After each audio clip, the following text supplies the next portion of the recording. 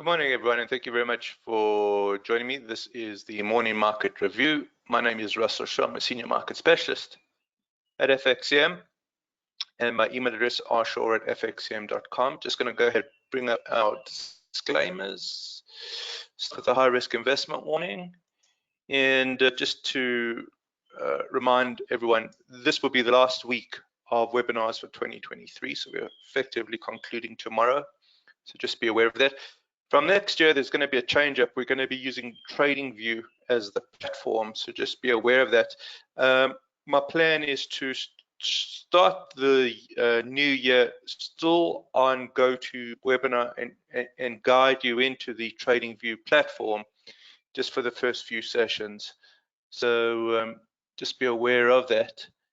I'm going to go ahead and bring up the market commentaries disclaimer.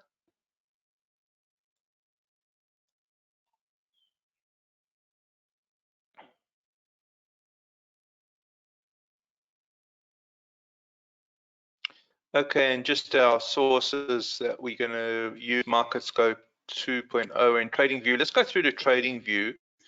This is a chart we've been looking at now for the last few days. It's the real rate, and what we actually have in the real rate is the sort of oversold. We've been pointing that out. Let me just fix up the style. We'll make it just a lime green. Okay, so we've got this oversold condition. Now, why I think that's meaningful and why we've kept coming back for it is because the real rate is effectively one of the key drivers of the financial market, or it has been for 2023.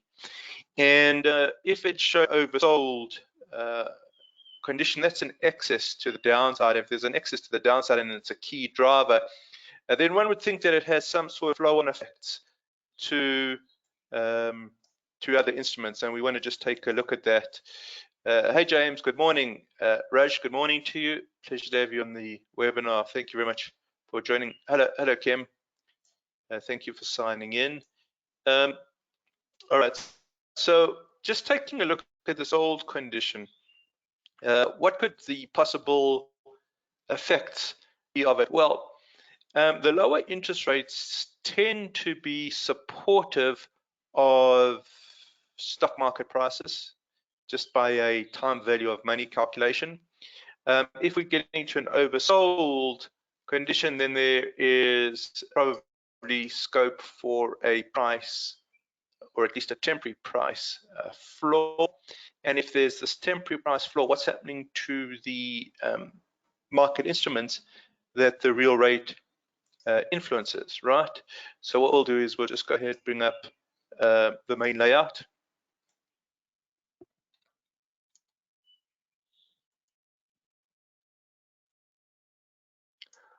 We'll come back to pound US dollar. Let's just take a look at some of the instruments that are being driven by the US real rate.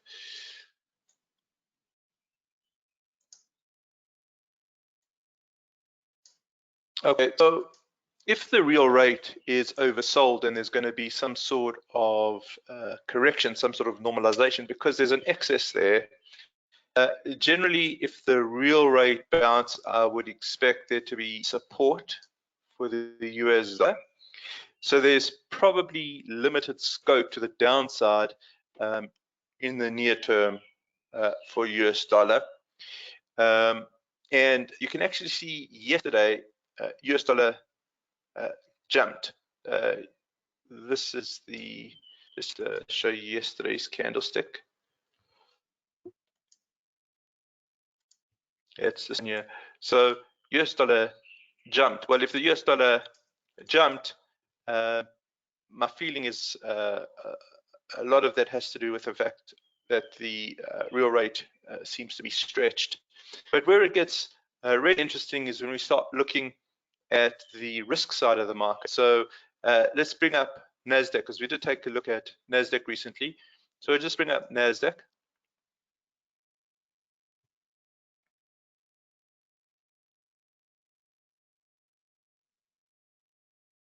Just waiting for that to download. Okay, and take a look. Actually pointed out that Nasdaq was overbought. It wasn't yesterday. I believe it was on Tuesday. It says heavily overbought. Well, that overbought condition is coming down, right? So that makes sense. Why does it make sense? Because the key driver, real rates, are there's an excess to the downside. Well, there's an excess to the upside on Nasdaq. So the fact that it came down so heavily yesterday shouldn't surprise us. It's something that we've been alluding to over the last few days. Similarly, go through to the S&P 500, and we can see that the S&P 500 also had a market sell down, and the overbought condition in the S&P came down. Again, I would suggest this is healthy. I'm of the opinion, subject to correction, importantly subject to correction, because things can change and my opinion can change, but I'm of the opinion that 2024 is probably going to be a fairly good risk on year, again subject to change. So these overbought conditions that are correcting potentially give us the dip in the uptrend that we often look for. But what's interesting, if we just go back to the real rate, start to see more of a correction of the real rate. So either it carries on moving sideways, which is probably what I think will happen. I don't think there's going to be a big bounce up. The reason I don't think there's going to be a big bounce up here is because the Fed really didn't reiterate that higher for longer narrative. In fact, they did the opposite. So make some sort of sideways movement just to get rid of this excess.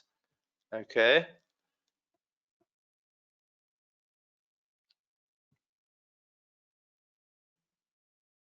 Yeah, so Raj just saying the challenge is where does the dip end? Well, that's so what we can look at is, of course, signals on the hourly. So we don't want to predict, but if we kind of get a bullish crossover on the EMAs, and we've already got a bullish crossover on the stochastic, then the idea here is we would look for the momentum to move up. How do we measure that? Well, we measure that with the stochastic moving above 80. That's going into what we call the upper quintile. And then we potentially sort of have the dip. It's important to realize that we're never going to pick the bottom of the correction because we don't know where the bottom of the correction is. Let's just bring up Microsoft Paint here. And the idea is not to pick the bottom, but getting as close to the bottom as possible. So, this is a trend, and now it's dipping. So where's it going to correct? I don't know. Maybe it goes a bit more. Okay. So I don't know, but the idea is we probably try and get in sort of somewhere there. So try to get as close to the bottom as possible, and that's just what the indicators do. They're coming slightly late, but the idea is not to get to the bottom. It's to capture, and it's not to get out at the top either. It's to capture most of the swing or most of the trend. So if you had got in over there, and you kind of get a movement down like that. Okay, that's where you'd kind of get out. So you won't get out here, and you won't get in there. So you just try and capture as much as you can over and over and over again. So that's the idea. However, I'm not sure if this correction's done yet. Yes, it looks as if it is some bullishness that's picking up. Just watch out for the fake out. Okay, so fake out to the downside, because these are really strong kind of movements down. I'm still wary of the fact that the real rate is tending towards that access. I don't particularly like that. If we go through to DAX, DAX was really one of the first indexes to flash its overbought condition. It just took so long for it to work out, but it's now dropped from zone 1 into zone 2, and that's just the correction that we've talked about in terms of that overbought condition. Now you kind of go down to the hourly, and you try to catch the swings here. It's been quite difficult. Unfortunately, the swings here haven't really caught in terms of momentum. What we did get was we got a movement up to the upper quintile here, but it didn't really last long. You see, you've got to get the momentum to sustain in the upper quintile. Then you're going to get a good swing. That doesn't happen most of the time, but when it happens, that's what you're after. So it's kind of, I'm just going back to find one. So here's one. So that's a nice swing. Okay. The idea here is the extended movements in stochastic really are the signs, the completion of the triggers. So we'll just keep an eye on DAX. Again, just worried about that. Just worried about that excess, the excess that we've highlighted just over the last few days. And when I say the excess, it's on the real rate. Or why are we looking at the real rate? Well, we're looking at that for months now. And the reason we're looking at it months, because that's what's really driving the market in terms of the time value of money, isn't it? So let's just go through to US dollar here. We'll go through to the H1 chart. And as long as there's going to be that excess on the rate, I think that there's going to be some sort of floor here. Whilst I think overall the dollar is looking sort of toppy, okay, there does to be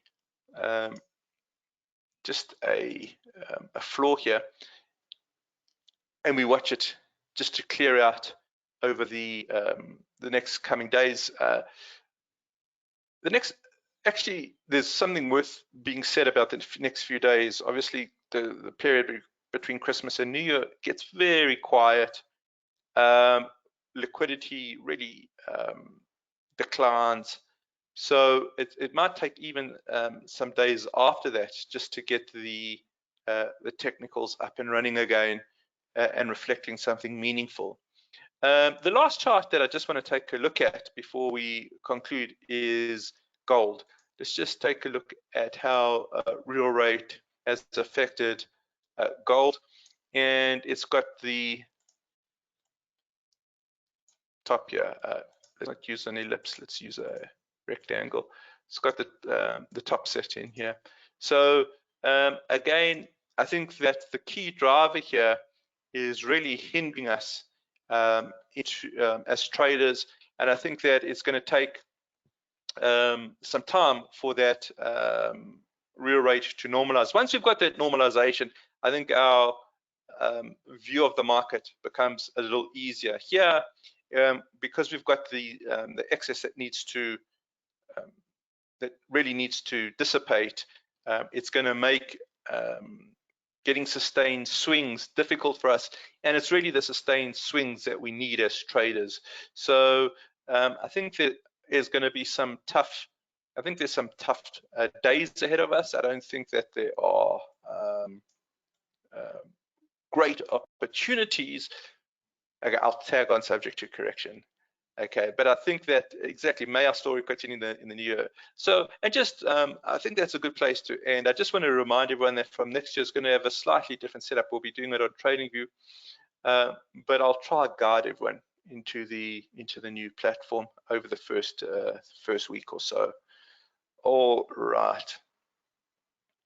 No Christmas surprises. Well, I think by and large we've had the Christmas surprise, James. We've had the rally. We've had the end of year rally. Now I just think that you can see here's the rally. Okay, so there's the surprise, but I think we're probably sort of close to the apex of that. All right, any other questions there? All right, I think we'll conclude here. Tomorrow will be the last webinar for the year. Looking forward to speaking with you guys tomorrow morning. Have a great day ahead and a great evening. Thanks very much, guys.